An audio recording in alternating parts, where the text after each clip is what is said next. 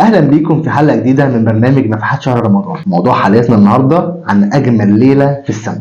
في ليله من ليالي شهر رمضان لما الدنيا تبقى هاديه والصوت الوحيد اللي تسمعه هو صوتك، بتبدا رحله البحث عن ليله مختلفه، ليله مش زي اي ليله في السنه، خير من 1000 شهر، وهي ليله القدر. تخيل ان لحظه واحده بس زي سجده او دعوه طالعه من قلب صادق تتكتب عند ربنا احسن من 83 سنه عباده. شوف قد ايه ربنا كريم وقد ايه دايما الباب مفتوح. ليله القدر دي مش ليله عابره، دي ليله ممكن تكون سبب في تغيير مصير، ليله ربنا بيكتب فيها الارزاق والفرج والرحمه، ليله ممكن تكون نقطه الرجوع، نقطه النور في حياتك. يمكن انت داخل رمضان السنه دي ووراك حمل كبير زي ذنب او ضيقه او تعب او زعل او فقد، ويمكن تكون انت جاي بدعوه محدش يعرفها غيرك، جاي بقلب موجوع بس قلب عنده يقين بالله، وجاي بتعب سنين بس رافع ايديه لرب العالمين. في ليله القدر جرب انك تصلي وتقعد مع ربنا وتدعي له، جرب انك تسجد سجده طويله وتحكي كل اللي جواك، قول لربنا انك ضعيف وانك محتاجه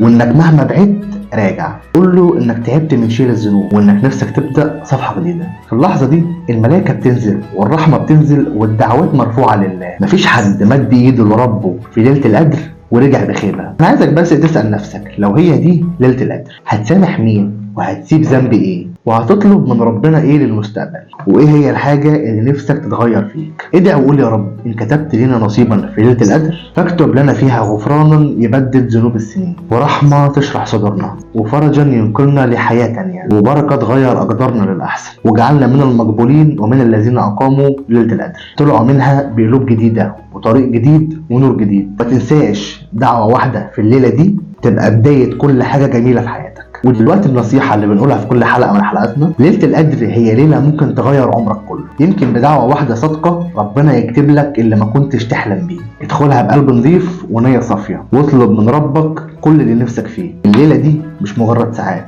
دي فرصة بتكون السماء مفتوحة. وبكده نكون وصلنا لنهاية حلقتنا النهاردة. استنونا في حلقة جديدة يوميا من برنامج نفحات شهر رمضان.